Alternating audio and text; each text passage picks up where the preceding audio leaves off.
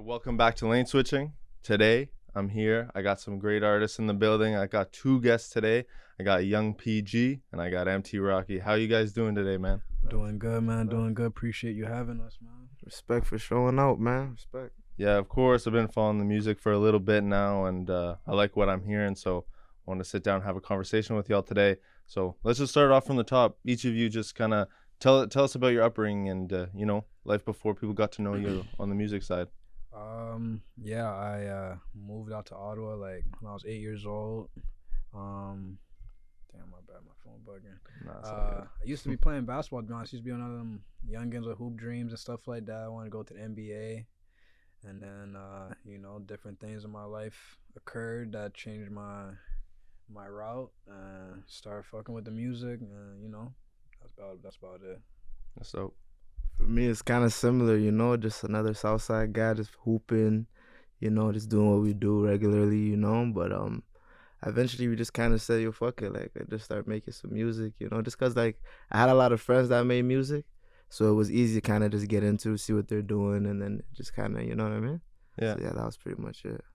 2018, was it back then were you dropping music, or were you dropping music even before then? Like, no, it was back then, just because, like, at first I didn't know exactly how I wanted to sound, and sometimes you just try a thing, you know what I mean? It's not really like, oh, I make music at this point, but then over the time, like, I kind of built love for it, you know what I'm saying? So then trying to diverge in my sound, make this sound different, and that's when I really started to make a love. So I would say probably around like 2020 is when, like, I really started to have like more of a love for it. But Yeah. before, everything was just like trial and error, you know what I mean? Yeah, of course, just figuring out your sound. And so obviously you kind of started in 2018 and then really dove in 2020.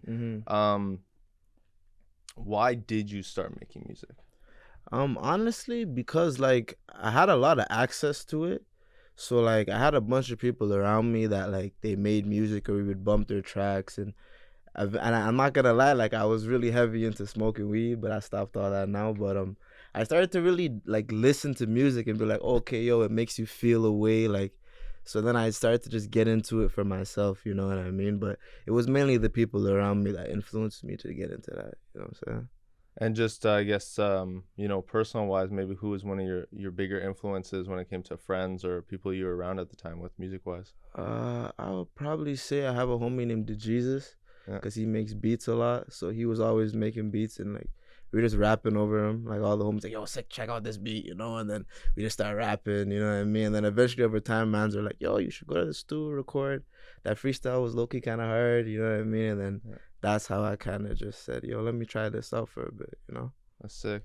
And PG, yourself, why did you start making music, and how long has it been now?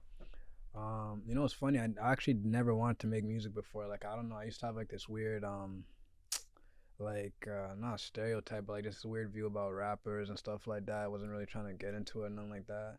And then the first time I ever made music was actually in this studio. I had fractured my wrist and my thumb, so I couldn't play ball or nothing like that. And one of my homies had invited me to the studio. And again, if it wasn't for me being injured, I know I wouldn't have pulled up, but like I had just been bored, so I was like, all right, fuck it, I'll pull up. I kicked a little freestyle. I remember thinking it sucked. I remember thinking I was trash, but all my homies were like kind of gassing me up or whatever, but still didn't think too much of it. Then fast forward, my mama got sick and stuff like that, so I stopped playing ball like completely around that time, when I was like kind of more focused on taking care of her and stuff like that.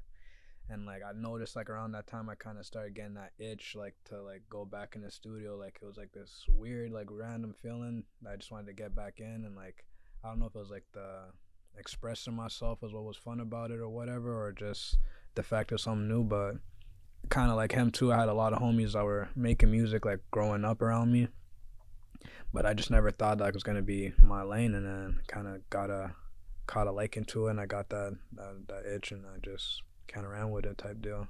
That's sick. That's super dope. And for first time listeners, people who haven't heard your music, obviously you have a new project, Yes, T Quit Playing, that's out now. Yeah. If you haven't already, go listen to that. But for first time listeners, how would you describe your sound? How would I describe my sound? Like, not to sound corny or nothing like that, but it's just me, man. I just make music. Like, me and MT always talk about it. We made music for, bad bitches and hustlers, man. You know what I'm trying to say? Just wavy music, just player shit, just, I want to make type of music that makes people want to, dance, go work out, make money, whatever kind of positive stuff they want to do in their life. It's just feel good music, basically. You know what I'm trying to say? Yeah. Just authentically staying true to myself when I do it and stuff. That's sick. And same for you, MT. Like, how would you describe your music? Yeah, something that you can wake up and try and make some money too, feel good. You know what I'm saying? Like, cause I really feel like music really has an impact on how you feel. So if I could put something positive out there and just make you want to do better, then that's all that works for me. You know, man? For sure. And we spoke a bit about how you kind of got into the game in 2018, but you really kind of found your footing in 2020. But from 2020 to 2023, we didn't really hear much from you. What was the gap? What was the reason for it? And why are you back now the last couple of years really, putting in work? Reason being is just because, like, when you hop outside, you get influenced, you're doing a lot of stuff, right? So I just kind of dialed back, and it's like sometimes, like, you kind of have to convince yourself of, like, okay, do you actually want this? You know what I mean? 'Cause a lot of times people say, oh, I'm going to do it for the hype of people. Like, once I finally separated myself from people, I'm like, is this something that you actually want to continue to do? And a lot of the times you just be fighting that battle in your head, right? So eventually, once I said, all right, you know what? I have to do this just because, one, if I don't go to the stew, I don't feel right. It's like almost like if you don't go to the gym or you didn't get that workout that day, like you just don't feel right. Something feels off. Yeah. So eventually, once that kind of started building up, I'm like, you know what? All right, have faith in yourself, believe at what you can do, and then just try again. No one says it has to be perfect. You know what I'm saying? Just stop trying to like make things so like, so like perfect, and just go at what you believe in. You know what I mean? So a lot of it was just convincing myself. Yeah. You know what I mean? I feel like once you get over that battle in your head, there's not really much that can limit you, Yeah, facts. And let's talk about some new music out. Let's talk about Sunny Liston. It's your latest single, and you had some visuals out. You both out in Vegas and stuff. Put together some visuals for that. So just talk about that track. What's what's the idea behind that track, and maybe a little bit of behind the scenes what happened to create those visuals, and how was that Vegas experience? Well, I feel like that one was more just like we hopped out in Vegas and it was just lit, you know what I mean? Because we wanted to like change our environment. Yeah. But behind the actual song, it's just like you're locking in, you know what I mean? Like you're just going to the stew creating songs. And me, I'm a very big boxing fan.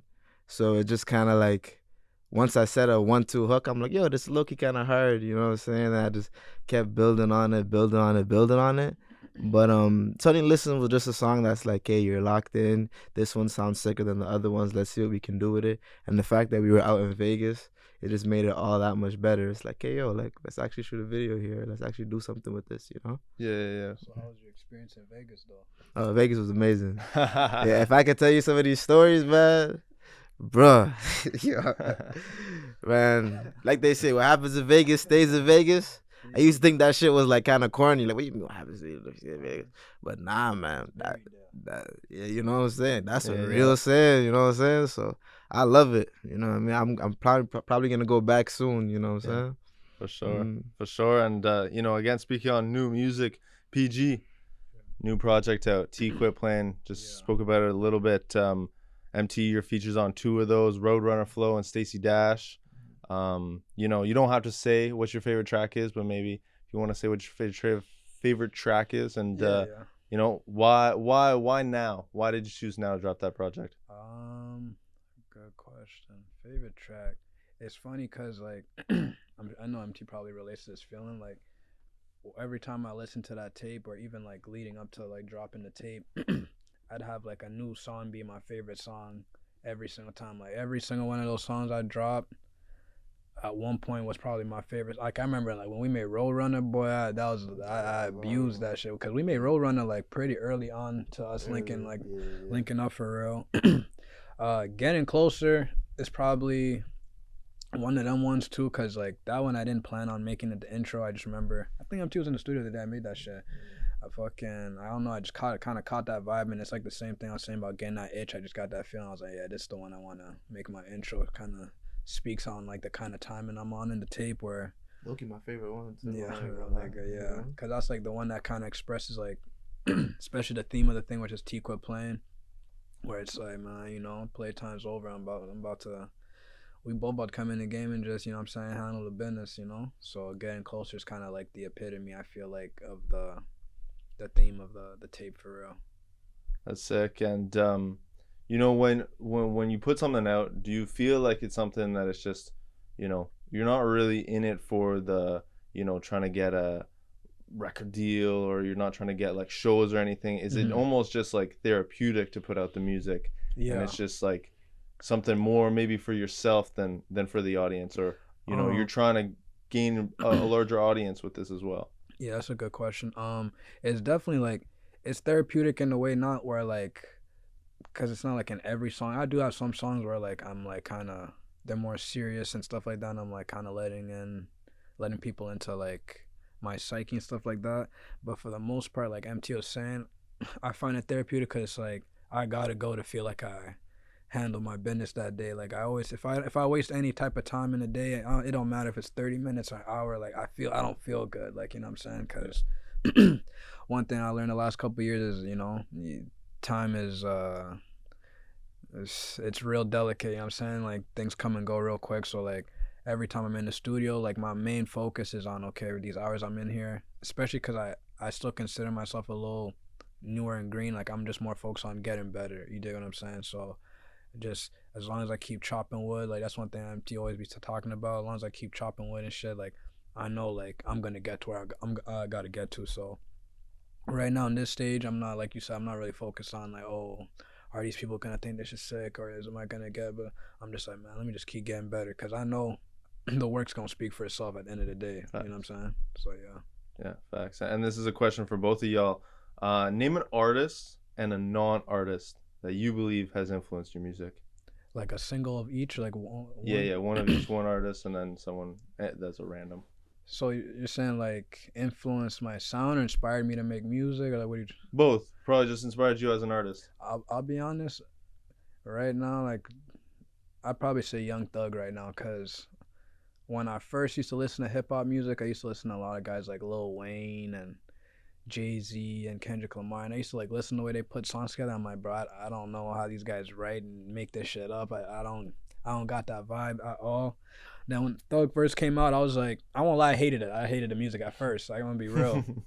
But the reason like it kind of grew on me was because I was like, yo, this guy's just unapologetically himself. You know what I'm trying to say? Like full on, he's not worried about what other niggas is doing, what they think about his vibe. And like I always respected that. Even I know you only saw one, but like a guy like Nipsey Hussle on like a different side of the scale, he was always like more locked into his lane. He's not stunned what other people think about his flow, his sound. So when I heard like guys like Thug, I was like, yo, let me just master my shit. Like, you know what I'm saying? That's what I was telling you about putting in the work. Cause like if I just master my sound, I know the world's gonna like it, because nobody could be you like you, right? So I'd probably say Thug for the music. And then you said non-music, yeah, without a doubt, it's my mom for sure. You know, yeah, she just instilled into me like just work ethic and just never taking no for an answer.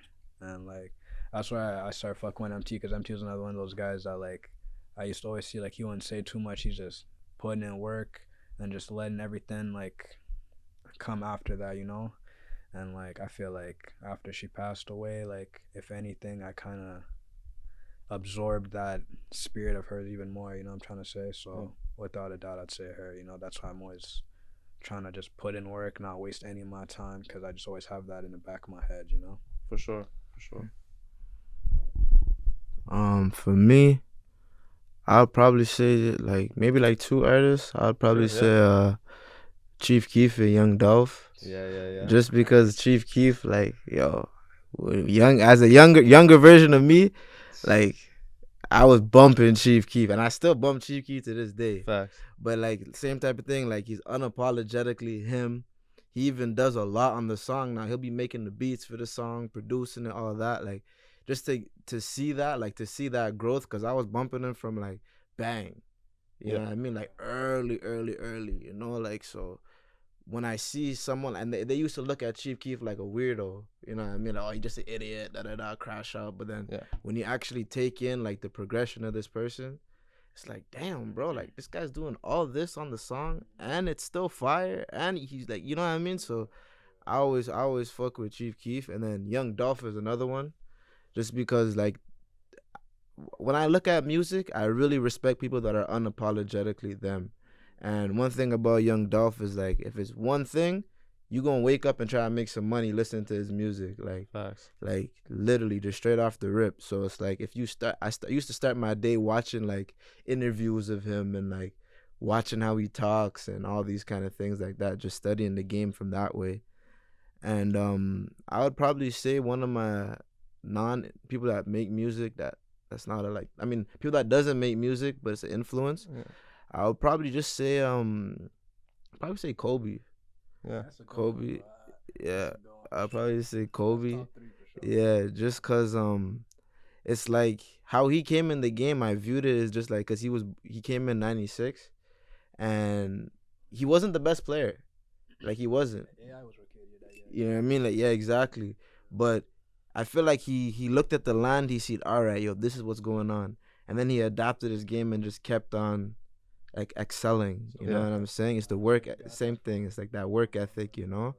And that's a person that I know I never got to meet him, but that's a person that I ultimately respect too, because it's just like, yo, like, you don't have to be like the biggest, this, that. Like, as long as you come in, set your tone, and you work, you lay a brick every day, eventually you could have a basement. Yeah. And you keep doing that, then you have the middle area, then you may have the upstairs part. So I just kind of see that, like, whether it's making music, whether it's making money, going to the gym or whatever, as long as you're constantly putting in that investment towards you, then there's going to be a ROI on that. So, Facts. Yeah. Facts. And, you know, just speaking a bit more into hip hop, how do both y'all feel about hip hop 2024? And do you think either of y'all would step out of hip hop and maybe do some other type of music, some other genres? Low key, like, I feel like hip hop right now is in like a, like, you know, when there's like for example, before Pop Smoke came out, like there was just a period of time where it's like everything's just cool, everything just going. I feel like it's kind of in that where people are like looking for like the next best thing, next best avenue even. Just like before, like at one point there was no drill beats. Now bare New York niggas are going on drill beats. Everybody, you know what I mean? So I just feel like hip hop's in that area where it's kind of like, it's like not a weird state, but it's like a growth state. So now people are trying to do different things and all that. And I feel like personally, I'd probably try to go into reggae just because I'm Jamaican. So like even like the Afro beats and stuff like that, like I'm not gonna lie, like I'll be fucking with that shit, you know what I mean? So like even maybe one day to like get to a certain level and then branch out that way would definitely be something sick, you know what I'm saying? So I would definitely do that. Sure. Yeah, I agree with MT about the hip hop scene and stuff like that. I feel like you got guys like fucking Future and Drake that like kind of just had like a stranglehold for so long, and like slowly but surely, obviously they're still like, you know what I'm saying, one of them ones, but like slowly but surely, like that time is kind of like, you know, moving on to the next generation of people, the next generation of artists, stuff like that. I feel real confident me and my brother going, I'm saying, fill in that void and be one of them ones next for sure. In terms of like trying out different music, honestly with you, like I never really, like MT knows, I don't really like kind of predict how I'm gonna go on a beat or anything, or how I make music. So like I definitely would be open to it for sure, because I feel like art is such a wide fucking subject and stuff like that. So like I feel like with time, me listening to new music, being around new people, environments, like I feel like naturally my songs will kind of start to go. I don't know I'm ever gonna get in the studio and be like, today I'm making a country song, like straight up like that. I don't know if I'm that like kind of. But again, if like a country singer got a bag for me, then, you know, like he said, like Dolph Nipsey, I'm about my bag first, so I'll go do that. But like I was telling you earlier, I'm just more on like mastering my process, you know. And I feel like once I kind of get there, that's when I can, you know, spread into different pockets and things like that, you know. Facts. And you know, speaking about kind of your process and what you have planned, both of y'all, you know, what can we expect from YoungPG and MTRockee? What's to come? What's the future? Yeah, I got that, man. I'm about to say it right now. Me and my brother MT, we about to drop the hardest tape the city ever seen. This month is the plan. We're trying to drop. Actually, we'll save the day for a different time. But we're dropping this month. We're dropping the hardest tape ever. It's gonna be called HardyBoyz. We got 10+ songs on that one. I'm being nice. Fire. Straight gas. We got crazy visuals. My boy Murdoch's dropping on those tapes too. It's over with for everybody. I'm being humble with it, but we coming, bro. We coming for sure. 100%. Yeah, you heard him. You know what I mean? HardyBoyz is honestly, like, when I even just, we're trying to debate right now on which songs to actually put on this thing. Yeah. Cause like we've been locked in since what, like A little over a year now. a little over a year now. Yeah. But it's like what, 8 hours in the stew, so 16 hours a week for like a year. Yeah. You gonna make some shit. For You sure. know what I mean? You gonna make some shit. So I just can't wait to get it out there, and the visuals too that we just got are like on a different level, you know. So I just can't wait, you know. But HardyBoyz most definitely is probably gonna be, not even probably, I don't say probably, is gonna be the hardest motherfucking tape that this fucking city's seen in a while, in a motherfucking while. He been humble. What's the hardest tape I ever seen? Yeah, real talk, you know. I just dropped the hardest tape. This tape's the hardest tape. Mhm. I'm telling you right now. And are we just gonna see both of y'all on that, or maybe some features? We got some features that are in there that will be like some surprise features and stuff like that. But it's mostly a collab tape between me and my brother. Yo. Okay, dope. Yeah. So definitely, we'll have to stay tuned for that. And just wrapping up this interview now, both of y'all, you know, plug your socials, plug your Spotify's, let people know where can they find you, where can they listen to your music. Follow me on Instagram, IRT Quit Playing. Same name on Twitter, IRT Quit Playing. Like Barossa just said, I just dropped my new mixtape, T Quit Playing. It's on everything, Apple, Spotify, YouTube. I think it's on SoundCloud. I think it's on everything. So yeah, we got HardyBoyz coming soon. Hey, that boy better duck for cover or something, boy. That's all I got to say. Yeah, same type of thing. Like MTRockee for everything. MTRockee on everything. You know what I mean? Instagram, like, it's my brand. So it's like, Yeah. as long as you type in those characters, you're gonna see something from me. Sick. You know what I mean? Sick. Mm. So don't forget, tap in with both these artists from the capital, from Ottawa. We got YoungPG, we got MTRockee. Yeah. Thanks both y'all for sitting down and having this conversation. Appreciate you, G. Yeah, bro. Sure, bro. Both two artists, you know, if you haven't already, go check out. Again, this was the YoungPG MTRockee interview. Mm-hmm. Peace, y'all.